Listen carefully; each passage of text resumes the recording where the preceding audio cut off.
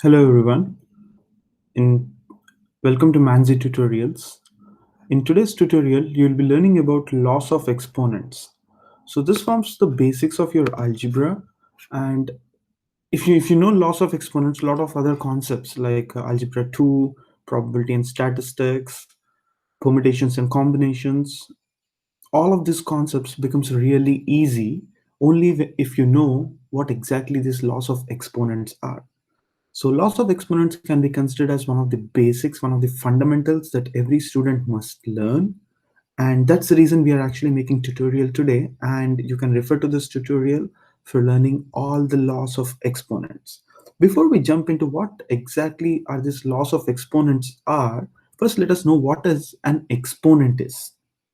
Okay, so for example, let's say you're multiplying 2 5 times or 2 6 times, so you would be writing 2 times 2 times 2 times 2 times like that 6 times, right? But instead you can write a number 2 raised to the power of 6 or 2 power 6, where 2 is the base and 6 is called the exponent. Let me show you an example and you will understand why is this really easy and why is it important. So take down the heading as loss of exponents.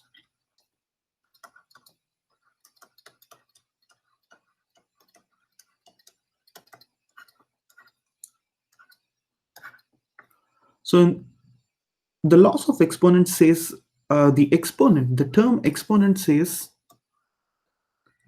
or represents multiplication. So for example, let's say I have 15 multiplied by 15 multiplied by 15 multiplied by 15. So in a problem I might have to do 15 multiplied by 15 multiplied by 15 multiplied by 15. So I know for a fact that 15 times 15 is 225. 15 times 15 is 225.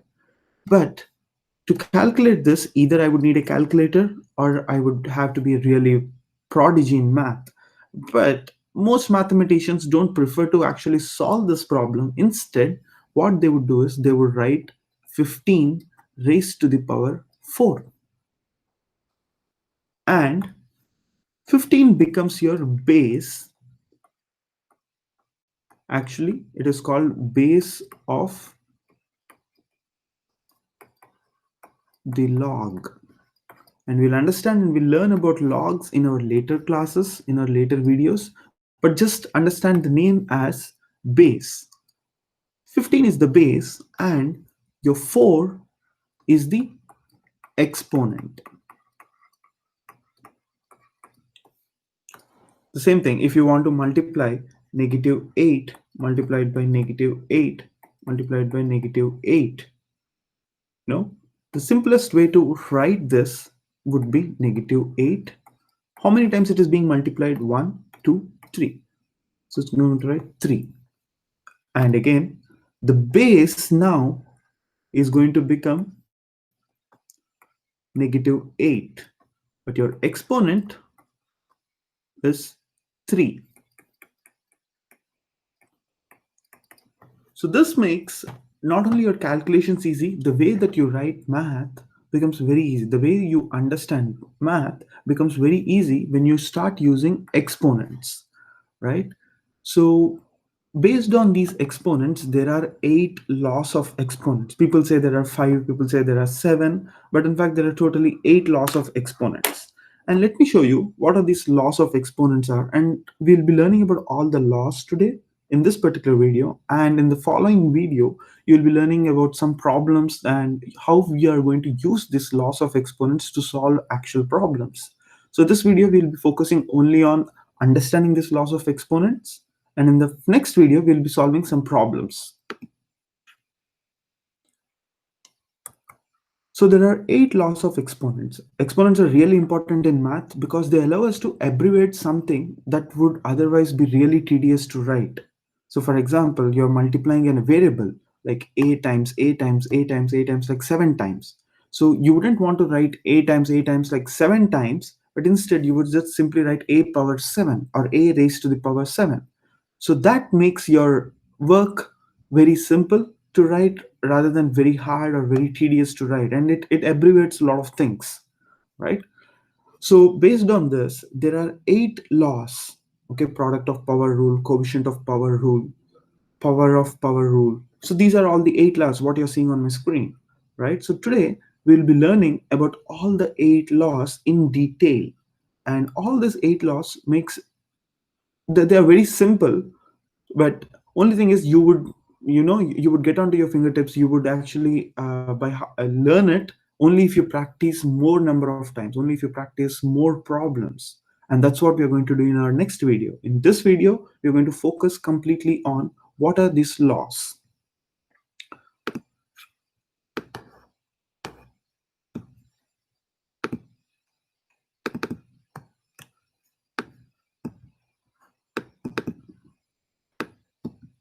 Let me post all the laws here. So these are all the 8 laws that I was talking about, and we'll be starting with the first law, product of power rule. The product of power rule says that it's very simple.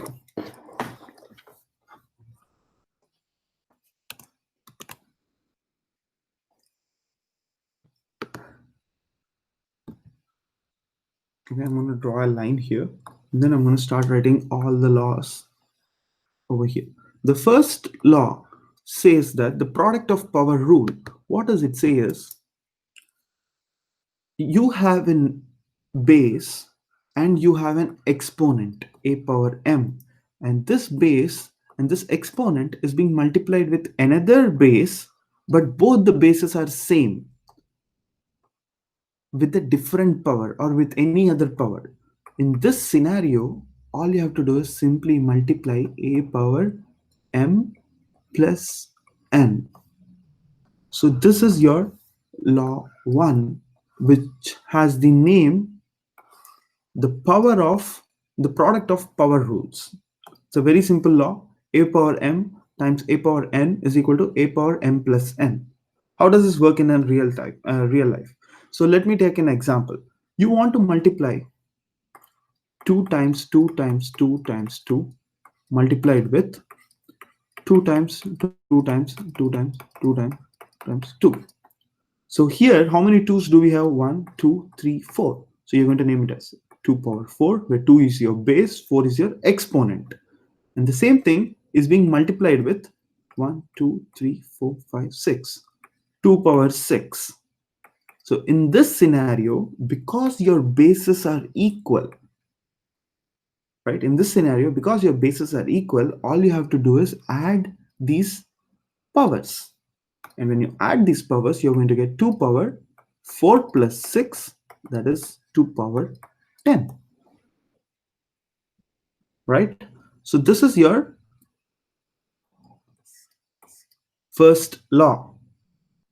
Let us take one more example and see how it works. So if you have 8 power 15 multiplied by 8 power 30, all you have to do is 8 power 15 plus 30 is going to give you 8 power 45.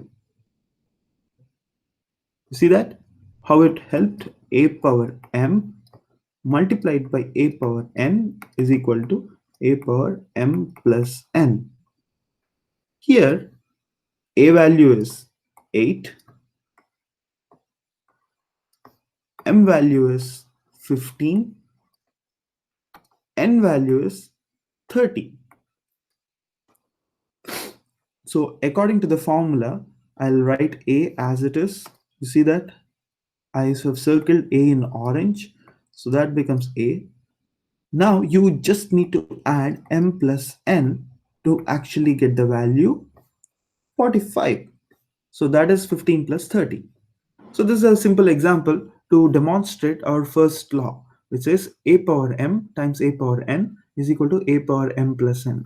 Now think about the similar scenario, where instead of multiplying, what if these two exponents are being divided? That means a power m, this is our second law, divided by a power n. This can also be written as a power m divided by a power n. In this scenario, instead of adding, you're going to subtract. So this would be your second law of exponent. Let us do an example. Let us take a similar example. You have 2 power 8 divided by 2 power 5. So ideally what you would be doing is 2 power 8 is nothing but 2 times 2 times 2 times 2 times 2 times. You remember I told you it is very tedious to do multiplication of the same numbers. So that's the reason we are using loss of exponents. You see how tedious it is for me to write 2 8 times. 1, 2, 3, 4, 5, 6, 7 and 8. This is divided by 2 power 5. That means I have 2 5 times. Now I can strike off 1, 2, 3, 4, 5. And the remaining number of 2's are 3. So I can simply write it as 2 power 3, right? This is exactly what our formula is going to tell us, because by using the formula, you see this, how it happens. Now, let's say my formula says this is A, this is A, this is M, this is N. So now, as per our formula, you know that a power m divided by a power n is equal to a power m minus n. So that will give you a value is 2 power, m value is 8, and n value is 5.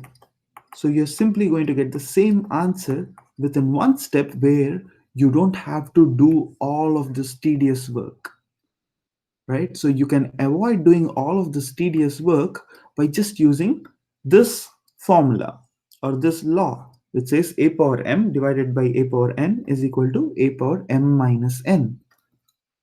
Having said that, let us do one more example.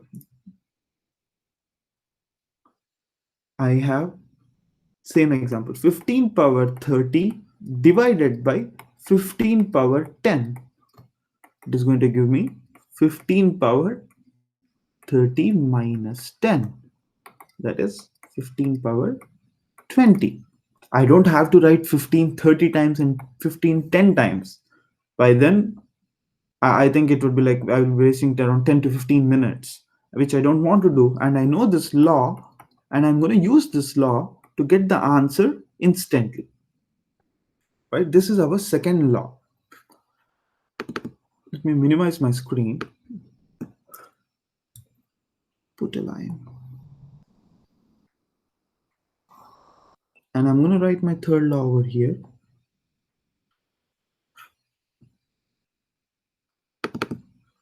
The third law is called power of a power rule. What does that mean? So, for example, you know that. Okay, so before starting this law, let me start with an example. What does this actually mean? 2 raised to the power 3. 2 raised to the power 3 is nothing but 2 multiplied by 2 multiplied by 2. Because you have 3 as your exponent, your base is being multiplied 3 times. What if I have 5 square multiplied by 3? This actually means 5 power 2 multiplied by 5 power 2 multiplied by 5 power 2, because your base is not 5 anymore, but your base is 5 square. This is your base over here, and this is your exponent. And based on your exponent, you're multiplying your base 3 times, because we did that for all the problems the same way. So now what we are going to learn is, in this scenario, do I have to really do all of this and then find out it is 2 power 5 power 2 plus 2 plus 2, and then it becomes 5 power 6? There must be some simple way, and the simple way is actually a law, and this law is called the product of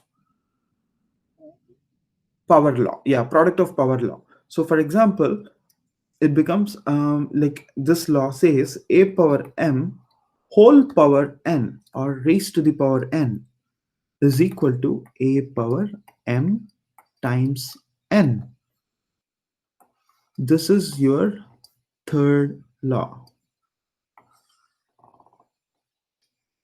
A power m whole power n is equal to a power m multiplied by n. So what does this mean and how does this work in an example? So let us see one example and let's see how it works. I have 4 square multiplied by 5.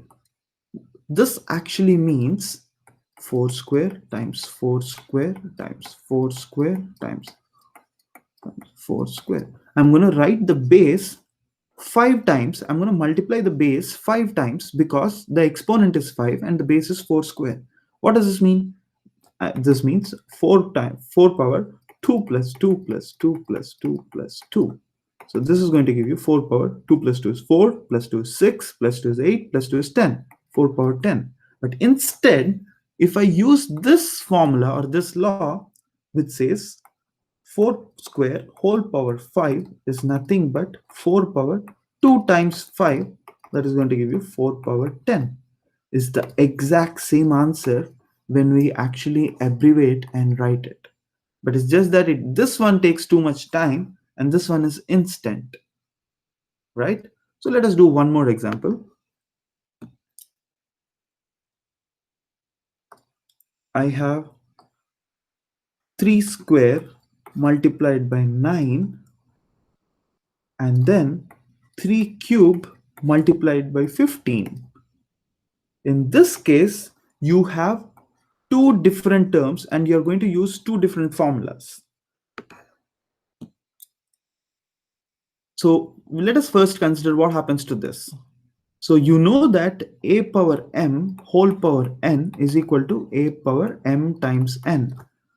Considering this formula, let me solve the first expression that I have, that is 3 square whole power 9 is going to be 3 power 2 times 9, that is 3 power 18. That means this value over here is going to be 3 power 18.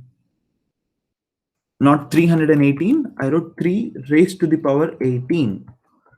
The same thing, what happens with the second expression? We have 3 cube raised to the power 15 and this is going to give you 3 power 3 times 15, that is 3 power 45.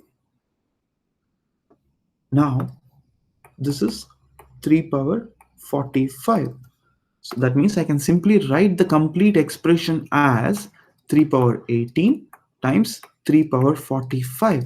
But you know the first law which says a power m multiplied by a power n is equal to a power m plus n, right? By using this formula, I can finally write my answer as 3 power 18 plus 45. That is going to give you 3 power. What is 45 plus 18? 45 plus 18, 45 plus 10 is 55. 55 plus 8 is 63. So this would be your answer. See this? It looks like a complex problem initially, but when you break down into two steps and when you solve them by using two formulas, you actually get a simple term which is 3 power 63. So that's where laws of exponents come into picture. They can make really complex looking problem to into a simple term, and that is what most mathematicians and physicists prefer rather than having huge numbers in their research or in their problems. So the next law is called power of a product rule. Is that right? Okay, let me check. Yeah, power of a product rule. So the power of a product rule is nothing but understanding the distributive property in a different way. So the fourth law, it says the power of a product rule. Like let's say I'm multiplying A times B. A and B are being multiplied and you have the power M. It means you're going to not only give this power to B, but you're also going to give it to A. You're distributing this power to both A and B, and the final answer would be A power m multiplied by B power m. And do not get confused, and you don't think that you can write it as A power AB power m plus m. No, this is wrong. You see that this one is very different from, okay, let me erase this.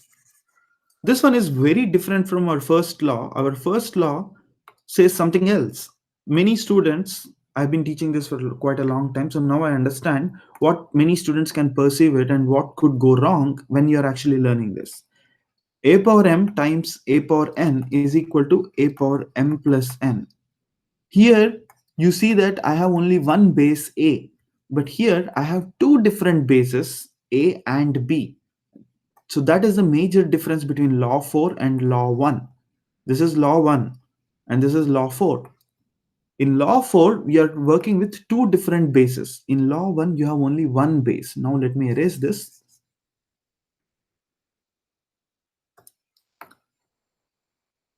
That means, let's say, I'll take an example and I'll show it to you.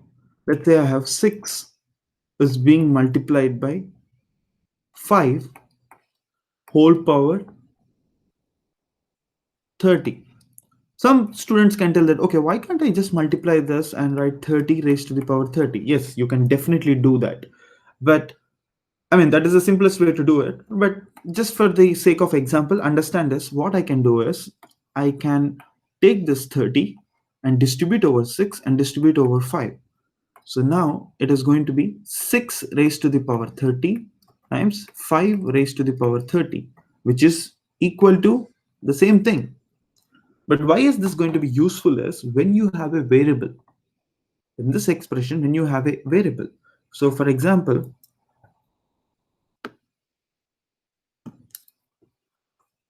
if I have 4y raised to the power of m, what does this mean? This means I have to take this m and distribute it over 4 and distribute it over y.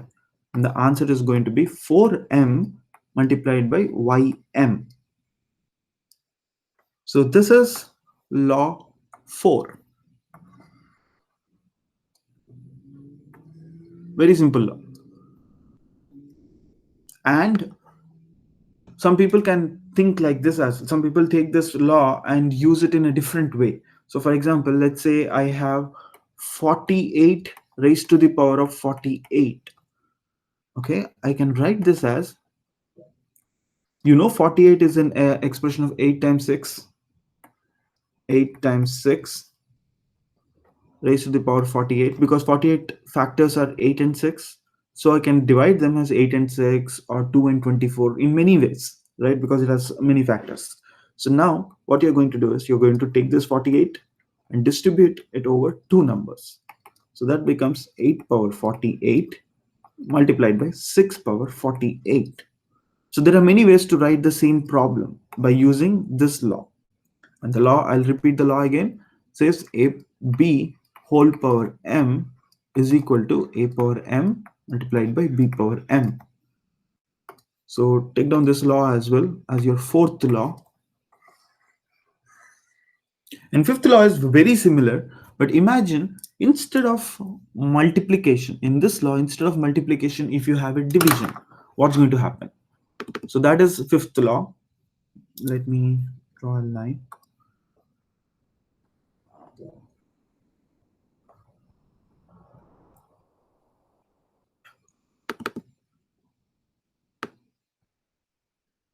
Yeah, power of product, power of coefficient. Yeah, excuse me. So it is called the power of, the previous one is the power of product. You are multiplying something and you're giving it a power, right? So the same way, but instead of being multiplied, so our fourth law, let me rewrite our fourth law and compare it with our fifth law. Fourth law says a b whole power m is equal to a power m multiplied by b power m, right? This is our law 4. But in law 5, what if a number is being divided by another number and is raised to the power m. It becomes a power m divided by b power m. You're doing the exact same thing what you did it in law 4, but instead of distributing it both in the numerators, because you have one number in the denominator, you are going to distribute it for both numerator and denominator. That is a power m divided by b power m. So how does this work? If you have 6 over 11 raised to the power 3, you can simply write 6 over 11 multiplied by 6 over 11 multiplied by 6 over 11, and then you club all the numerators 6 times 6 times 6, and then you club all the denominators 11 times 11 times 11, and then it becomes, because you have three sixes, it becomes 6 power 3 and 11 power 3, right? So this process can be avoided by using our law 5. You see this? What's happening is, what I'm telling here is you have a base, and the base is having it's a fraction. You have a numerator and you have a denominator. All you have to do is take the power and distribute it to both the numerator and denominator separately. So it becomes 6 power 3 divided by 11 power 3. The exact answer, the exact answer that I got when I'm actually expanding them and doing the process in this way, right? So this is tedious. And this becomes simple because I'm using the formula. Let us take one more example. I have 15 divided by 27 raised to the power of 5. So I don't have to write 15 over 27 multiplied by 15 over 27 multiplied by 15 over 27, the same thing 5 times. But instead, I can simply take this 5 and distribute it to 15 and distribute it to 27.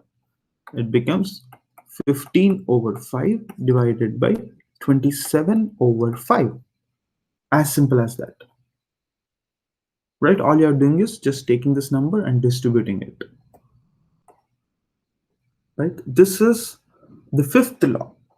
And the sixth law is one of my favorite laws because it's very simple. And it says,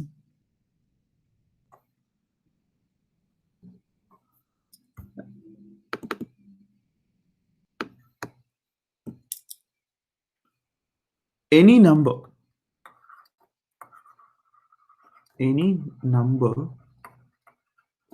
raised to the power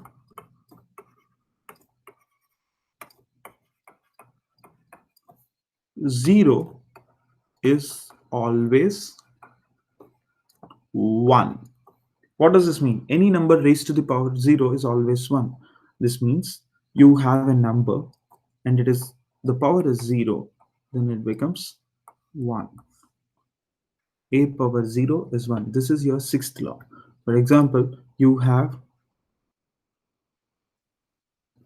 let me write it. 25 raised to the power of 0 is 1. Negative 40 raised to the power of 0 is 1.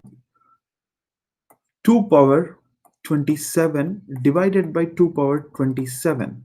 You know that a formula, a power m divided by a power n is equal to a power m minus n.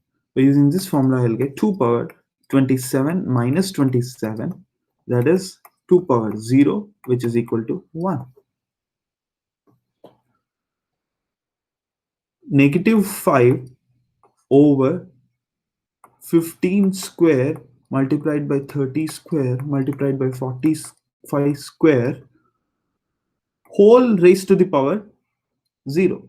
It doesn't matter what numerator is, it doesn't matter what denominator is. When you have a power 0, the answer is always going to be 1.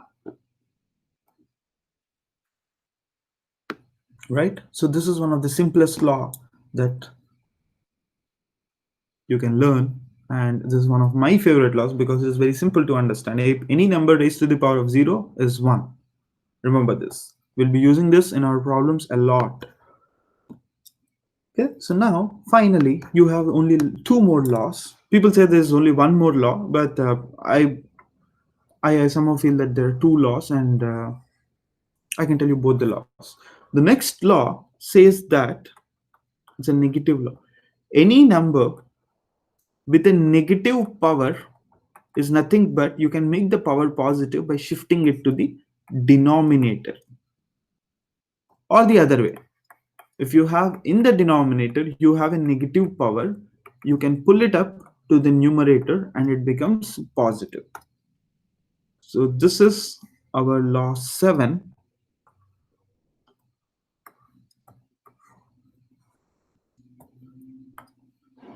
So for example, I have 4 power negative 5. That means it's nothing but 1 by 4 power 5. Or if you have 1 by 3 power negative 6 is nothing but 3 power 6.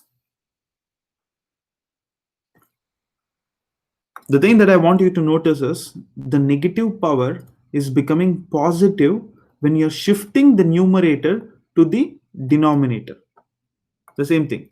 Negative power, which is in the denominator, is becoming positive when you're shifting the whole term from the denominator to the numerator. Right? You will understand this much better when we're actually trying to solve more number of problems in our next video. Finally, people stop learning about laws of exponents till here, but I do have one more formula for you. The one of the important formulas when you're actually trying to learn irrational numbers like surds or radicals, right? So just remember this. You might not use this immediately, but in our future videos you will definitely use this formula.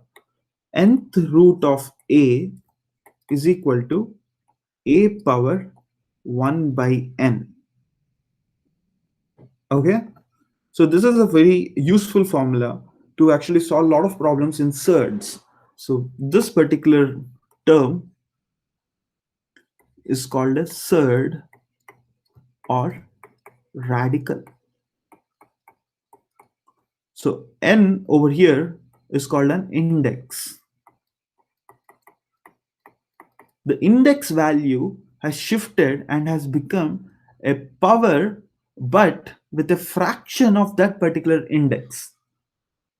So this is the law, and you might not use this immediately, but I just want you guys to know that there is eighth law which says that nth root of a is equal to a power 1 by n. So let me show you in words. So what does this mean?